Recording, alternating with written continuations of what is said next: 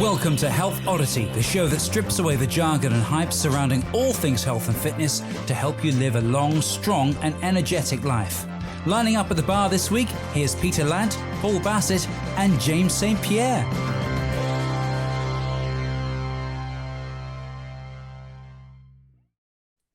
Hello and welcome to the Health Oddity podcast, episode 185. Now, we are joined by a very, very special guest today it's actually his fourth visit to the podcast. I'll tell you about him in a minute, and I will recap the previous episodes he's been on, just in case you haven't listened to them and want to go back to listen to them as well. I'm sure you will after listening to this one. He's a fantastic guy, and he also has the dubious pleasure of being both Pete and myself's coach as well. So we'll introduce him in a minute. I'm sure many of you know who he is. But first of all, we'll just catch up with Pete and see how you're doing. How are you today, Pete? Lucky man, eh? Lucky man. Yeah, I'm great. I had a great weekend last weekend. We've just been talking about like lifts and strength and stuff like that before we got recording. I was at the it's called At the Gym, like Gym Revolution in Nailsea, just up the road from me. It's like an hour up the road from me. And Gary was competing there. They were having like a powerlifting competition. So there was lots of able-bodied and disabled there as well. And yeah, it was just great. So Gary Clark, who's been on, benched 100 kilos, and then he had a nightmare on the deadlift. But a guy called Panda Chandler, got an unofficial record. I think they've got it on video and stuff. We got an unofficial record of a seated raw deadlift, so no straps or anything, of 400 kilos. So he was sitting there, he was looking at the bar, and he's like, are we going to be able to get enough weight on that bar? You know, that's a problem these guys are having. I think Martin Tai did a 210 kilo bench press as well. And he's in a wheelchair, so he can't use his legs, no leg drive and all that. It's honestly, it was amazing. And then there was lots of like able-bodied guys pulling, 250 kilo deadlifts and all of this sort of stuff. It was just brilliant. It was so good. Huge place. Well. No, that sounds absolutely incredible. And we will just give a quick, we mentioned it before we came on, didn't we? We'll give a quick shout out. We'll kind of mention it most weeks as we lead up. But this year, Pete and I will both be assisting on the loading crew at the, it's Britain's, isn't it? Britain's Disabled Strongman, yeah. Britain Disabled Strongman and Strongwoman, which is in September this year. It's the 14th and 15th of September, and it's at Brunel University in London. And I think it's either going to be, it's usually free to go and watch, or it'll be low cost anyway. It'll either be free or low cost in September. Judges will be Magnus from Magnusson over from Iceland. Matt Diamond from Wales will be there. So that'll be a great event. So we'll probably have Gary on again, won't we, leading up to the event to talk about it. Yeah, he'll not let us not have him on. He'll be all over us. Okay. And while we're talking about strength and strong powerlifting and just getting strong, I'll introduce our guest today. Our guest today is, like I said, for the fourth time, Mr. Paul Mcllroy. How are you doing, Paul? Not too bad. How's it going, James? Very, very well. Very, very well. And we've got, but just quickly to recap, Paul, as this is his fourth visit, if you do listen, I'd listen to this one first. Usually I say go back and listen to the other ones, but listen to this one because we're going to be talking about some very specific stuff today that's kind of time sensitive. And then if you want to go back and listen to some other podcasts that Paul has done with us, I mean, this is episode 185. You've got to go all the way back to episode 22 for Unleashing the Superhuman in You, which was the first time Paul joined us. And that would have been before Paul was my coach. And then we did a double episode 53 and 54, called The Mechanics of Strength, part 1 and part 2, episode 53 and 54 of the podcast. So go back and listen to that. But yeah, Paul is joining us from Belfast in Northern Ireland. And we're going to talk about a fantastic kind of loads of stuff we're going to talk about, but specifically as well, he's got a pair of weekends coming up, face-to-face live in-person workshops, one that he's doing over in Ireland in Belfast that both Pete and I are already paid and signed up for, and We're sharing a room, very cozy. It's going to be like was it Morecambe and Wise? We're going to be sharing. We're staying in a hotel right to the gym. There's precedent for that as well, because we did that in Chard as well, didn't we, last year? We did. There was a photo as well, wasn't there? Yeah, it's all right. It works. So he's going to do a weekend. They're doing a weekend in Belfast, which we talk about it more, but it's the 6th and the 7th of April. And then a weekend in the US in Charleston on the 15th and 16th of June. And I'm sure when we put this podcast out, there'll be links and things to sign up and for more information for those events. But anyway, Paul, so it's been a long time because this is episode 185.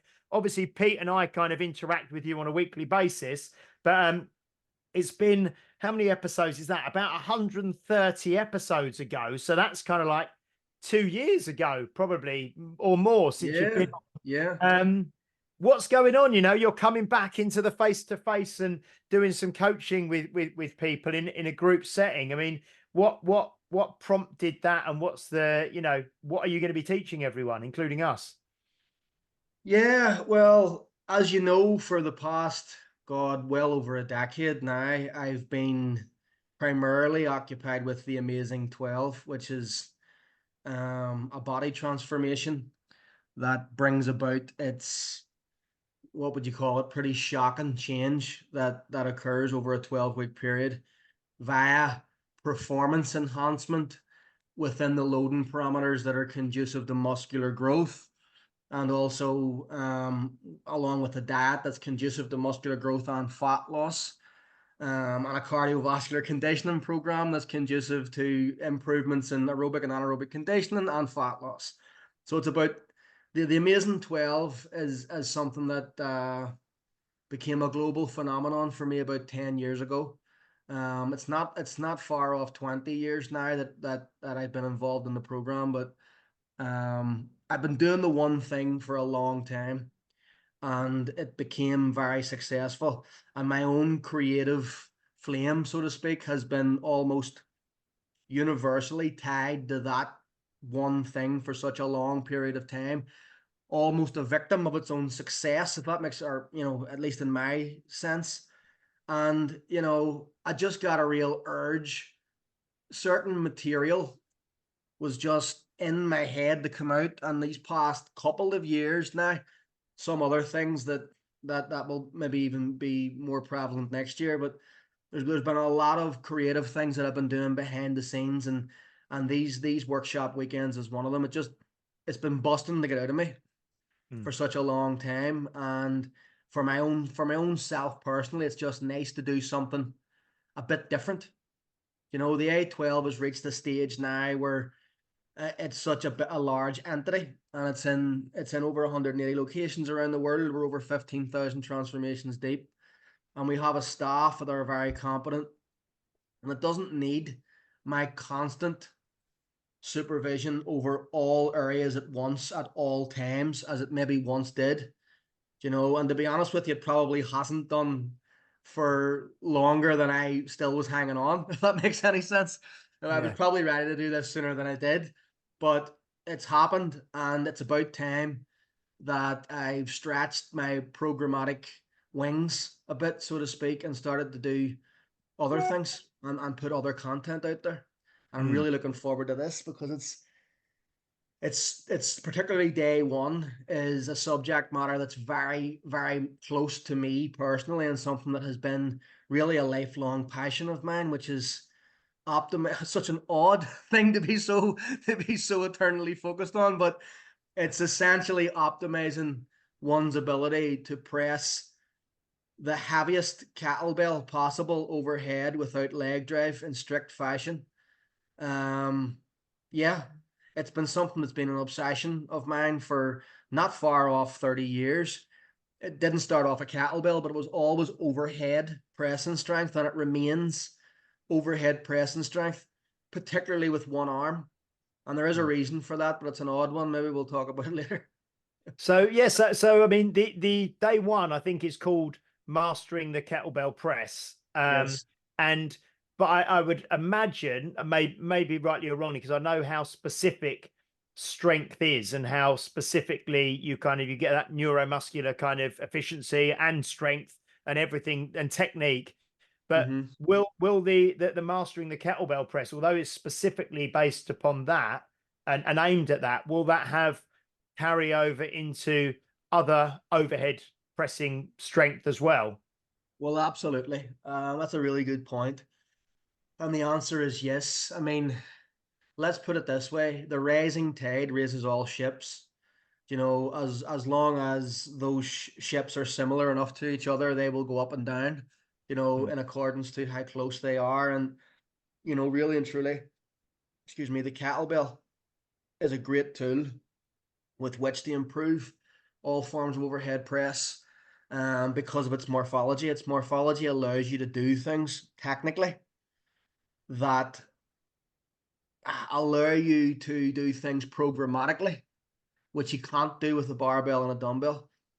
You know, techniques around managing fatigue in the middle of a set, which then cross over to how heavy of a kettlebell you can program, and how much volume you can program with a higher than normal percentage of 1 rep max, goes up relative to kettlebell, or goes up with a kettlebell when you use a kettlebell relative to what you can do with a barbell or a dumbbell or a log, or even calisthenic body weight like inverted press type stuff like handstand push-ups, simply because you're not really able to configure those implements in such a way that provide you interset rest and structural support in the same way, in the multiple ways actually that you can do that with a kettlebell, especially a single bell. There's so many different ways you can utilize different rack positions for different outcomes.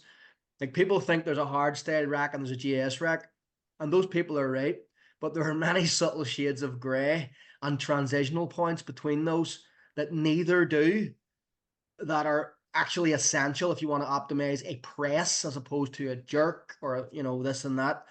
And the kettlebell is the only implement that you can really do this with. And when you're able to do that, you're essentially, well, it allows you to do more with more. It allows you to work at a higher percentage of your 1 rep maximum for a higher given volume on any given set, and also enhances your recovery time in between sets and total workout volume in a session, in a week, in a month, total tonnage. And all of this adds up to a bigger end result. And at the end of the day, whether it's one arm, two arms, I was going to say no arms, but that would be impossible. I know a lady who can do, well, she hasn't got no arms, but she's got, like, she was on the podcast. She was doing bench press with basically a barbell balancing on, like, that's on a insane. That's incredible. It's just so incredible. I'm brave. Yeah, so it's going to cross over to every kind of overhead press, and I have direct experience with this, as you know, for the past 30 years or so. It's been an overhead strength has been probably my main obsession. And I've developed a high level of ability in overhead pressing of every kind and inverted pressing of every kind, and done the same thing for other athletes numerous times. So I can say with conviction that this form of kettlebell pressing is probably one of the best tides with which to raise all ships. Fantastic. And because I was talking to one of my a coach who works out of my facility, who's like a freelance kind of a coach, the other day, and he heard me talking to someone, and I was talking about going over to Belfast for the weekend, and afterwards he said, "Oh, what are you going to do?" And I said, "Well, day one is the kettlebell press, you know, and day two we'll come to later, you know, we'll talk about that later in the podcast." But I said day one, and he kind of said, because I'm obviously with you programming for me, they see me pressing like all the time. I'm like pressing in the gym, and they say, "But surely you must, you know what you're doing with that now, don't you? Or you must, you know." And people kind of have this I suppose it's the mindset of going on a course or learning something once and then thinking that you've got it, or that you know it, or that there's not more to learn. And like Pete and I know, and like, you know, Paul yourself, there's always more to learn, isn't there? And there's always, Yes. you know, nuances and tweaks and subtleties that can make a big difference for, I presume, you know, the guys who are going to come on the weekend, but then also that they can then take away. I presume that the majority of people who are coming on the weekend will be coaches themselves, although not necessarily all of them. But and then that you can take away, and then you can help your people with, you know, and your clients and your members and that sort of thing. So yeah, it's, I mean, it, on the surface of something, it's a very simple exercise, isn't it? But like you say, there's so many nuances and differences to it. That you can spend a whole, well, more than a whole day, but we're going to spend a whole day sort of deep diving into it. Yeah. You could spend 30 years on it, couldn't you? Yeah, Yeah. exactly. Yeah. Well, that's the thing. That's you've both touched on the very thing that makes this both uniquely strange from the outside looking in, and then also blatantly obvious once you actually peel back the surface. It's like it's actually hard to squeeze 30 years into a day. On one hand, it's one exercise, right? So it's all about perspective. And most people are going to take the perspective that you described originally there, James. But I know that you all, that both of you realize that the second perspective is the one to take, because it's the reason why you're coming all the way over from England, even though you've been both training with me online for an extended period of time and been benefiting directly from my coaching on this exercise, among many others. So, because there's limits to that, right? You two are going to be among the most developed technically when you get there, but you're both going to go away for both the same and different reasons, more technically developed than what you arrived, right? And that alone will take your already developed game to a much higher level. You know, this I can guarantee, because there's optimal coaching is always a relative terminology, and online optimal is different than in-person optimal, right? So you could be a coach that, you know, maybe you can coach someone better online than this guy over here could coach them in person, but you will always be able to coach them in person better than you could online, right? It's just the way it is. You can program optimally online as long as there's video footage, particularly of the last set of every exercise, so that you can more accurately judge the RPE and thus the next dynamic numeric progression with which to implement. But technically, it's hard, because unless I have a camera on you from every angle, or I'm asking you to do every set from 3 different angles and different proximities of zoom, and you know, and then I have to send back about 40 different voicemails to explain that no, actually this is how this should feel. You know, if I was right in front of you in person, I can literally, with your permission, get my hands, put them on your arm and go, wee. You know, and say, and this should feel like X. And can you see when I point here, what does that feel like? Well, it should feel like this. And in minutes, you're better. In minutes, you're better. No matter how good you are, in minutes, you're better. Right? So that's the advantage of face-to-face. And it's something that people haven't had an opportunity to do with me personally in almost a decade. And it's exciting to do it again in person. It's phenomenal, the results I've been able to get online with yourselves and other people. It's been very enjoyable, and I'm continuing to do that, and I will continue to do that. But it's going to be nice to sink my teeth into this personally, because, you know, one of the bigs, there's a lot, almost everyone going to this is already quite proficient in the kettlebell press. Almost everyone, to some degree. You've got guys who are highly developed hardstyle. You've got a couple of GS related guys. You've got kind of hybrid type athletes that I've been training myself, which I would consider you two guys kind of a hybrid GS hardstyle pressers at least. And you've got guys who aren't that familiar with it in general, who maybe don't come from either background. It's probably maybe 80 or 90% fitness professionals, but there's some fitness enthusiasts in there who just enjoy strength and getting strong and want to get better. So it's a wide range, but almost everyone is already adequate, right? See, it depends what barometer you're looking at something through, you know, like in the land of the blind, the one-eyed man is king, and there's black belts and there's black belts. So those are two different expressions that both apply to the same sort of principles. The black belt is the highest it goes simply because nobody decided to make another color, right? Or shade in that case, right? It is an arbitrary cutoff point that humans like to put on things, but the reality is that evolution doesn't stop, both in terms of skill, in terms of levels of every kind, in terms of our very being and what we are. So yes, I understand the reason for those categorizations, but then you must understand that there are subtle shades of gray beyond that black. And every stripe that gets out of that, the belt's not long enough for the amount of stripes that would need to be added for most people. And it would go on forever and have no cutoff point if there wasn't like blacks where it stops, right? But I mean, in Brazilian Jiu-Jitsu, if you're a white belt, a blue belt seems like a god initially. I mean, that's just a fact. You're like, you strange physical wizard. What are you? It's like, work your physical magic and destroy me. And then purple belts almost seem like they're from another dimension, and and a black belt of any kind is almost unfathomable. And when you're rolling with them and you're literally putty in their hands, it's like, oh no, what are you? Will I ever be you? But realize that that individual among black belts is going to sit on a continuum somewhere, right?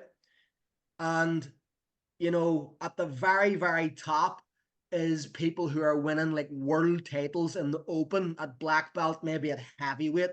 Your Gordon Ryan's, or your no holds barred world champion black belts who are doing it at the highest level in MMA and Vale Tudo, like a Hickson Gracie back in the day, or even a Damian Maya, people like that who are just pressure tested to the max at the highest level. So there are black belts and there are black belts, right? So there are a lot of pressing black belts coming to this, of which I would consider you two both. And you have a couple of stripes on your belt as well, you guys, right? But there's black belts and there's black belts.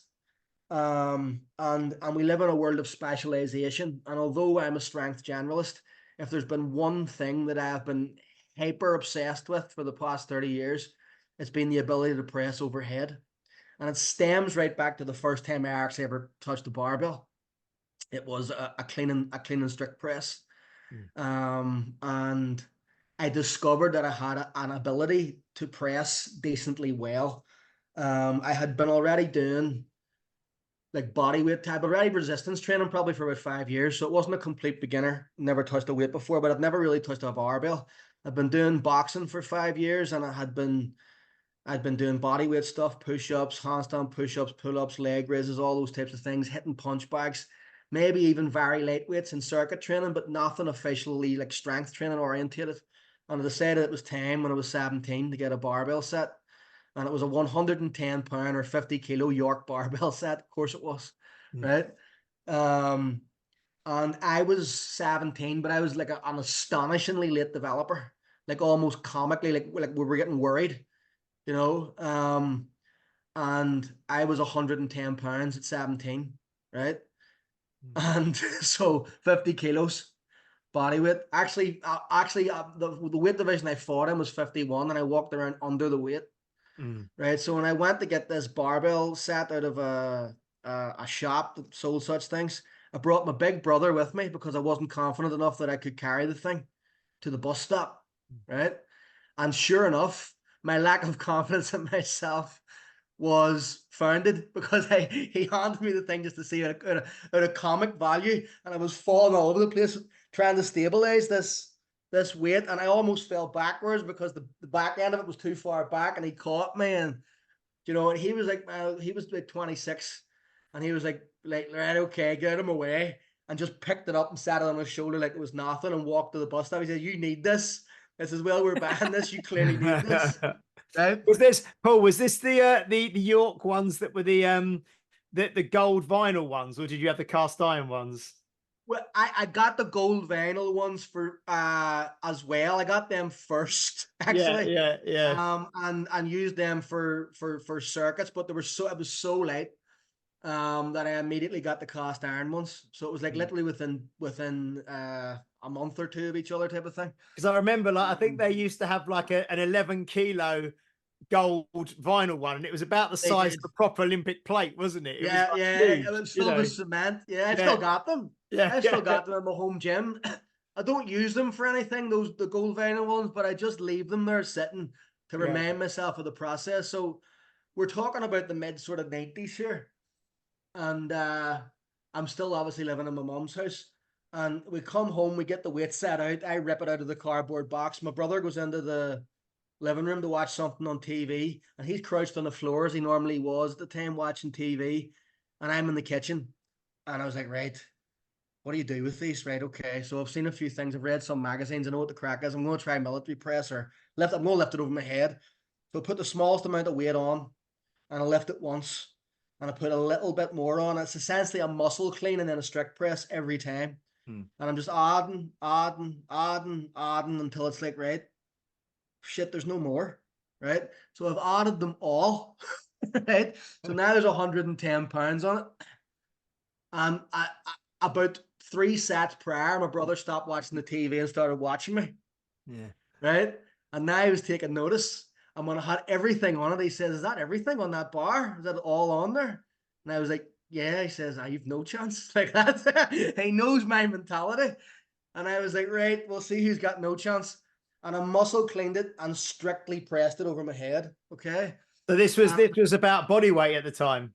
It was 100% body weight. Yeah, pretty and much. this was the first time you tried it. So I mean, that's Yes. However, there was a period of like body weight, you know, and lighter weight circuit stuff. So it's not like I was completely untrained, but yeah, I'd never done that exercise before, and I've never used a barbell.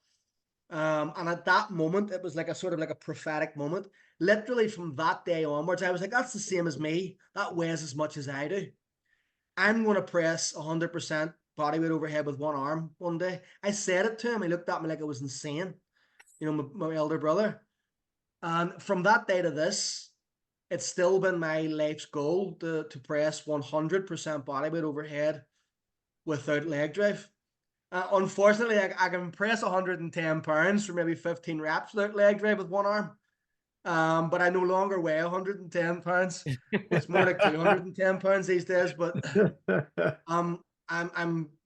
it's still on the agenda. The mission 100% is about it's going to be a combination of me coming down a bit and me getting a bit stronger and getting a bit lighter and meeting in the middle type of thing. And that's the goal. That's the goal, to do that. So believe me when I say there's no stone left unturned. This has been a 30-year journey, of which I'm more than qualified to the belt's black enough at this moment in time. Yeah. You know, to pass this on. And you know, my experiences with the kettlebell as well has been for the past 20 years. From the very, very, right at the very, very sort of inception of hardstyle, I learned from the masters like Pavel Satsalin face to face, and I learned from the masters like Russian world champions and world champion coaches face to face in GS, and competed at the highest levels in both hardstyle competitions and GS competitions, and trained champions and competitors of the highest level in both disciplines. And so what I'm bringing to play here is hardstyle black belt, you know, GS black belt, and then something else in between, because I would liken hardstyle to like Shotokan karate, right? It's not the first time it's been likened to that. I believe Pavel even likened it to that himself. And like it's the sort of it's a full contact striking martial art. And I mean proper pressure tested Shotokan karate. So if you're like a hardstyle expert, I would consider you like the kettlebell equivalent of a pressure tested, properly proficient in real combat Shotokan karate black belt. But if you're a GS champion of a high level, I would consider you a Brazilian jiu-jitsu black belt champion, right? And both those guys are lethal, but if they meet in the middle, the BJJ guy, in most cases, he's not guaranteed to win, but in most cases, he probably will win. But neither are complete. Neither are complete. And they both kind of need each other to be complete. And even then, there's stuff missing because karate and jiu-jitsu aren't everything. So the analogy what I'm giving you is what I'm bringing to play this weekend is the world champion mixed martial artist of kettlebell pressing, where you're bringing karate, you're bringing BJJ, you're bringing Muay Thai, you're bringing boxing, you're bringing Sambo, you're bringing judo, you're bringing freestyle, you're bringing Greco, you can bring your granny if you want, right? It's all coming together to be the most holistic form of what I call the optimal press. And that's what we're going to be learning. Even if what you're doing this exercise for or learning this exercise for is to perform higher on a GS press or a typical hard style military press, it's still the right answer to learn this, because the rising tide raises all ships, remember? And the only question after we all agree that that's the answer is which tide rises the fastest? Which tide rises the longest and to the highest magnitude? And once you have the answers to those questions, that's the one you focus on. It'll actually make you better at the other styles of pressing faster and to a higher magnitude than practicing those styles by themselves independently. You know, so that's what we're in for. Looking forward to it, Pete. Yeah, honestly, there's loads in there. So we were talking at the beginning about like being a certain age and what have you, because we're all in our 40s, right? And when you said about that, it reminded I've never seen Benjamin Button, but obviously it's him and Kate Winslet, not Kate Winslet, what's she called? Kate Blanchett. And they meet in the middle somewhere at the right age, right? And that's when it happens. So that's what you just kind of said. I think is like, you know, you were light, but you couldn't lift the weight. Now you can lift the weight, but you're heavier. So it's got to come to somewhere, but that doesn't happen overnight, right? It's taken 30 years to get to that point, and then you're kind of ready. But if it goes beyond this, you get into your 50s then, and then all of a sudden it might be slipping away again, right? So that was the first thing I thought of. So like, and I know from like old time strongmen and all that sort of stuff, they were all in their 40s when they were like performing, weren't they? Because they just basically had their whole lives to get strong, and they did. Yeah. Which is one thing to say to someone in their 40s is like, it takes time. And if you know, I started in my late 30s, so I would go on about I'm the strongest I've ever been now, but I haven't got a benchmark from my 20s. So actually that's easier, I suppose, because I can be stronger because I was never strong. So that's the number one. So anyone in the 30s, 40s, 50s or whatever can be the strongest they've ever been if they've never done anything, or if they're chasing what they used to have, they can start to move back towards it. Maybe he's not get there, but at least they can do it slowly. But also, we were talking before we recorded about Sean Conway, who we had on last week, doing his 105. Because when James mentioned it to you, he's 105 Ironman triathlons in 105 days, and you were like, "All right, okay." And then you went, "Hang on, that's like that is outrageous." And he did that last year, and he's 42, 43, I think. I think he's 43 or 44 this year, isn't he? Yeah, he did it. So he did that in December or November or whenever it was. Well, over a period of 3 and a bit months, but he did it towards the end of last year, I think. So that's one of those things that you said about, you know, having luck and confidence and believe you can do stuff and all of that. So obviously there's the technique and everything, and then the training and the programming and all that, but there's more to it than that, isn't there? Because you've got to actually have that belief. Like you said, when you were a kid, you couldn't carry those bells. You didn't have the belief to do that, so you took your brother with you. If your brother didn't go with you, you would have had to get them home somehow. Somehow, yeah. Yeah. So I'll probably still be at the bus stop. They'd be in Belfast with like a little plaque next to them. Strength. Paul Mcllroy tried to carry these home once. Heroic effort that didn't quite work out.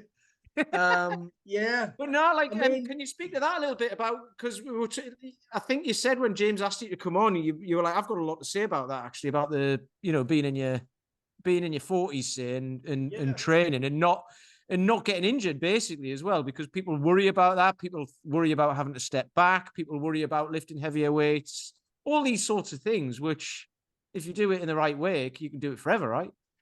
Yes. Well, there's so much to Well, to quote a modern fashionable expression, unpack.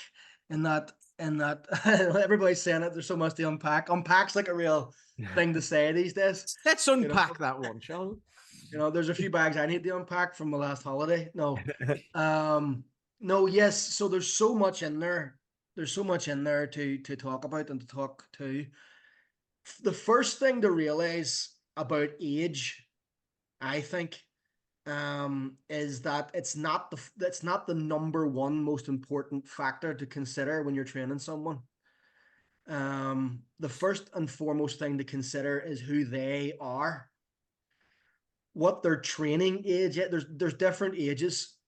There's training age, there's chronological age, and there's biological age. Okay. And there's a link between at least the last two. There's usually quite a strong link, or quite a strong correlation, I should say, but they're not necessarily all correlated, and they're usually all three different numbers. Like, for example, I would stagger a guess that the three of us are biologically younger than what we are chronologically.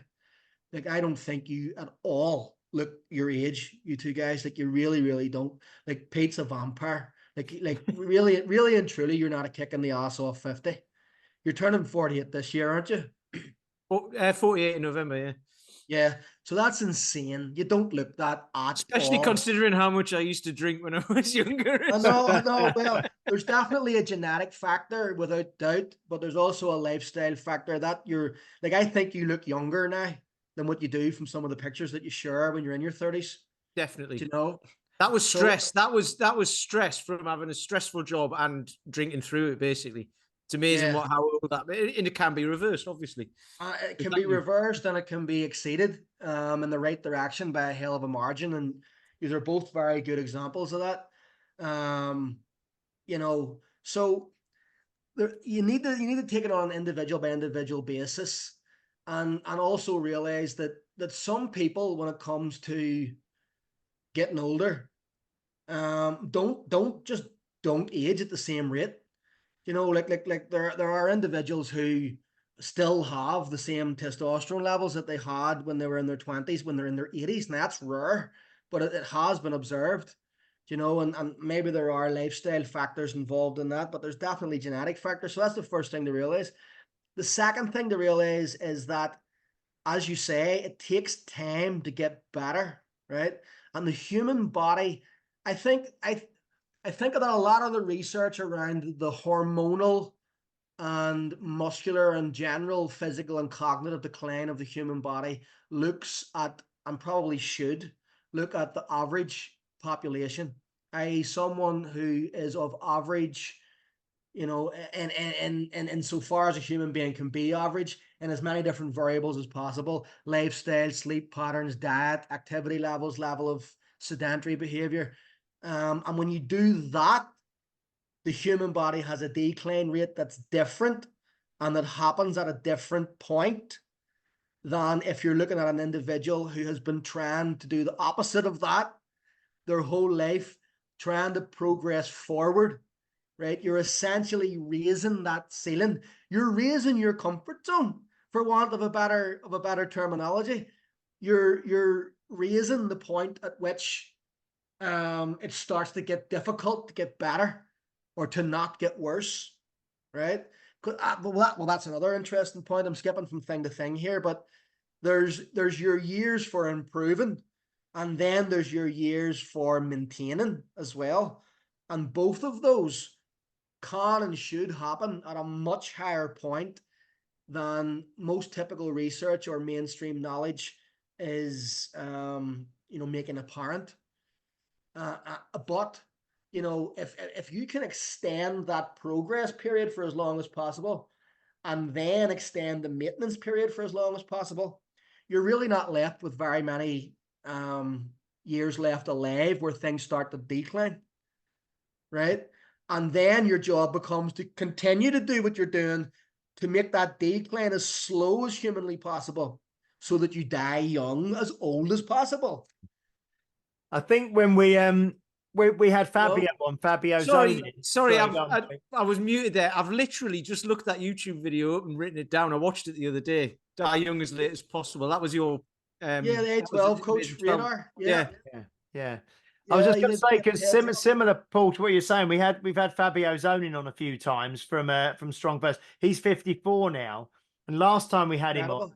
he was talking about he had peaked, or he was training, run a program up towards Christmas, and he was aiming to replicate his one RMs from 10 years ago, at 54 from 44, Yeah. and at the same body weight as well. And he'd kind of got himself to, and he's very, very like analytical. He's got everything recorded, notes. He's very precise with things.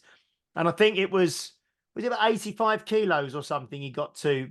Pete, rings a bell. 85 kilos, and he can deadlift like 280 or something still, at 85 and so for him, like he said, he's not trying to get stronger now. He may do in some things at some times, but he's trying to, just keep training. And if he can continually do what he could do 10 years ago, then that's kind of good enough, And I suppose that's kind of similar to what you're saying, isn't it? It's get to that peak and then maintain it for as long as possible, and avoid the decline for the next, maybe in your 60s. I don't know. Yeah, and then there's your training age. Like Fabio's chronological age, I don't think is too old to get stronger. With his training age and his chronological age, it is tougher because he's been training all his life, and Fabio's been training.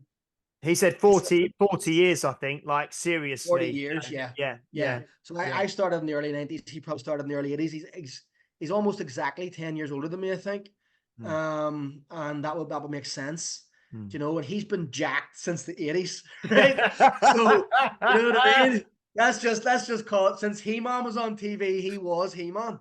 So it is challenging to continue to get stronger even today in 2024. But it's probably more to do with that than it is to do with him being in his mid-50s. Although being in your mid-50s doesn't, it's not the ideal age to make optimal progress at. However, I have numerous anecdotal stories that I could share on the subject about remarkable individuals who I worked with. Like my first ever time, I'll just share this quickly. It's worth hearing. I think it's fun. So it's a fun story. And it might even bring a tear to your eye. Who knows? My first time ever going into a proper powerlifting gym was in the late 90s. I was 19 at the time, and myself and my friend, who was 21 at the time, thought we were shit hot when it came to. That's why we were there, right? We weren't there to check out the niceties.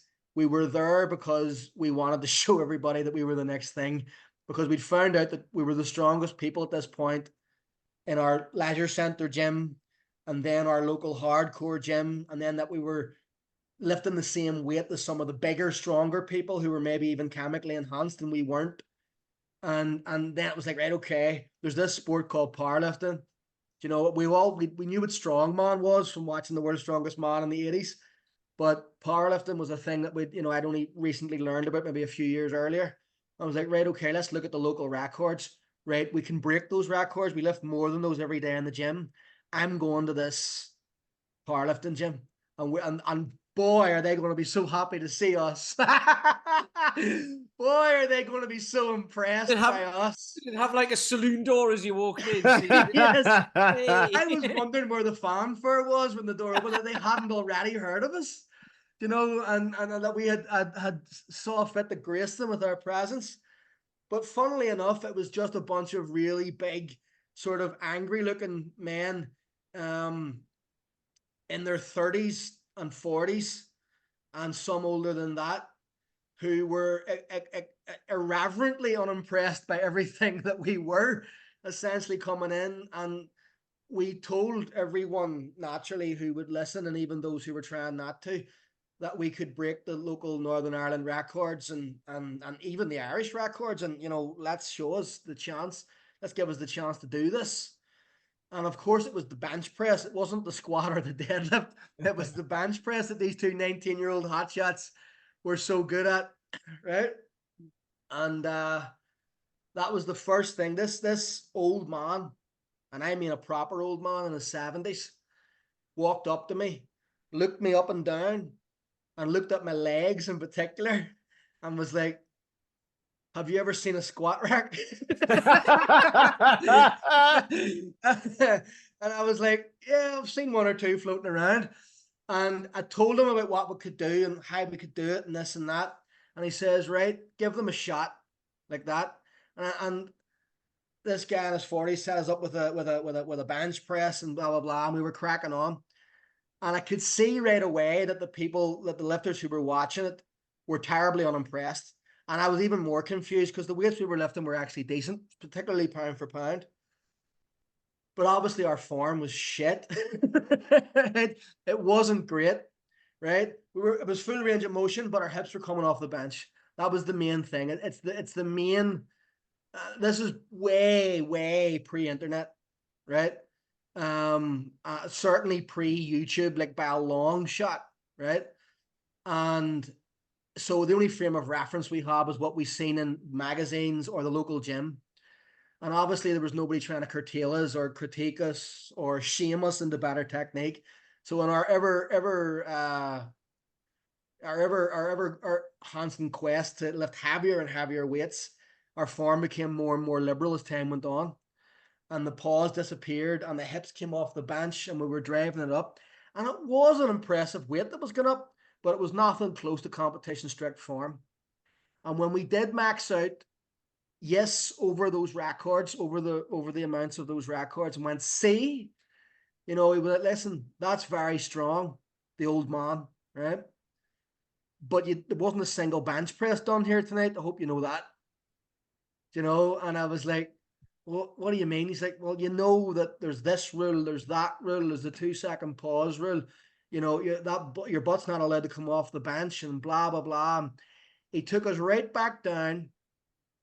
And I actually still equaled the Northern Ireland record under competition strict form, but I had been like 30 kilos above it. So it was very humbling. And he's like, "Listen, you've got a lot of potential, but see for now." And he just handed us this red bar. It's just an empty red bar. He says, "Go into the corner. You've got this many squats to do, this many Romanian deadlifts. You've got this many good mornings to do.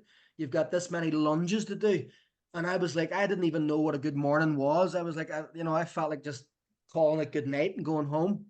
And we were in the corner cursing this old man and going, "What's he know? Like he has us doing this. Everybody's over in the corner. This bar was like 10 kilos, right?" But in the meantime, there was a competition happening at the top of the gym, and it seemed to involve the old man and this guy in his 40s, right, called Joe. That was his actual name, but Eddie was the name of the old man, right? And Eddie Finnegan was his name, right? He's no longer with us, but he was doing the good morning. There was gym records on the wall. I was like, "What's going on here?" And one of the lifters was like, "Eddie used to hold every record in this gym. This is the last record that he's still got. And Joe's going to try and break it tonight, and Eddie's going to try and match him. He's going to try and keep his record, right?" And I'm like, "What do you mean?" I hadn't a clue what was going on. And he's like, "It's a good morning." I'm like, "What do you mean?" And it's like, "Okay." And so Joe was doing the good morning with what we would call correct technique, where it's a lot of hinging and not a lot of bending forward at the waist. Hinge back at the hips, load the hamstrings, load the glutes, get the parallel and straight back up by driving the hips forward and clenching the glutes and pushing the back into the bar and what have you. Eddie was bending forward at the waist alone, going below parallel by about 6 inches, to the point where he must have been doing some sort of asymmetric behind the neck pull down to keep the bar from taking his head off because of gravity, right? And coming back up, right? And they both worked up to the record, which was 160 kilos. 352 pounds on the bar. And this old man did a triple with his old record that he used to do one with, right? And Joe skipped that weight and went to 190 and did it the other way and got it to parallel and lifted it, right? They were, by the way, sorry, I should say, in the build up to this, they were ripping each other apart verbally. Oh, look at you, fat boy. Oh, look at you, old man. Look at you, this and that. Watch your hip doesn't break. Oh, well, when's the last time you seen your hip past your belly? You know, they were just tearing each other apart. Oh, yeah, baldy. Oh, yes, spacky. Oh, like just tearing each other apart verbally. You're never going to lift this. You know, like it was a war between these two men. One man in his 40s, one man in his 70s, right? And I sat back initially and was like actually going to actually step up and say to the guy when I was only 19, like, show some respect. He's old enough to be your father. Then at the end, when he had beaten him, and Eddie walked up and shook his hand, right? And said, I'm going to get you next time, into his ear, and like hit him a slap like that. And Joe just like hugged him and hit him a slap and walk on. Then I realized that he wasn't being disrespectful. He was actually being the most respectful that he could be by tearing him apart, because he wasn't treating him like an old man. He was just treating him like a man. Do you know? And because he deserved it. He deserved it, right? And at that point, I looked at Peter, who was my training partner at the time, and he looked at me, and I was just like, we better just do what the old man says, I think. And that was it. That was it. I never questioned another thing that he told us to do ever after that point. And he was my first coach, Eddie Finnegan, in powerlifting. And what a legend of a man. What a legend of a human being, you know. So don't underestimate what can be done. He was the first. I mean, imagine having that as an early experience, right? There's no doubt in my mind that that is one of the biggest reasons still to this day that I fully realize that at the age of 44, I'm stronger than I'm gonna break a personal record or two this year. And my personal records date back to the 90s, right? I have been breaking personal records since the 90s. I've been training with weights since the 90s, right? So I've been getting stronger since my teens every year, and I'm in my mid 40s. And I know I'm going to be stronger when I'm 45 than I was when I was 44, right? I'm 4 years down the line from the 40 with 40 at 40, the 40 strict presses with the 40 kilo kettlebell at 40 years old. And I have broken records of different kinds that I couldn't do at that time in 2020. You know, and if I wanted to, I know I could get up to doing 44 with 44 at 44. I know I could, right? It's kind of halfway in the back of my head, should I? Right? So one of the reasons why I know that's possible is because of Eddie. Because he was 70 years old bang on that day. 70 years old bang on. And I've seen him do something when he was 75 as well. I had stories for Eddie that last for days. There was a guy in his 30s when he was 75 who was complaining about having to do 10 rep sets on the conventional deadlift. He's like, Eddie, nobody does 10 rep sets. I just knew what the reaction was going to be at that point because I'd known Eddie for 5 years at that point. And I was like, nobody does 10 rep sets on the deadlift. You're so old fashioned. This is, you know, who does that? You can't maintain your this and your that. And started quoting him all these anatomical terminologies and physiological reasons as to why your form would have to degrade after 5 reps and why it would have to become unsafe and increasingly this and that. And there was 150 kilos on the bar that he was asking this guy who was more than capable of doing like 5 sets of 10 with this. Without saying a single word at 75 years of age, he got up, walked over to the 150, did 10 reps with the straightest back and the most picture-perfect form I have ever seen on the deadlift. put the bar back down like he was in a church, like no bouncing, no nothing, no banging, no nothing. Slow negatives, put it back down, let go of the bar, went like that, and stood up and walked back over to the bench that he was sitting on. The guy whose name was Paul, it's not me, just started walking towards the bar and just did the deadlifts. Didn't say a single thing, just went and done the deadlifts. Right? So, you know,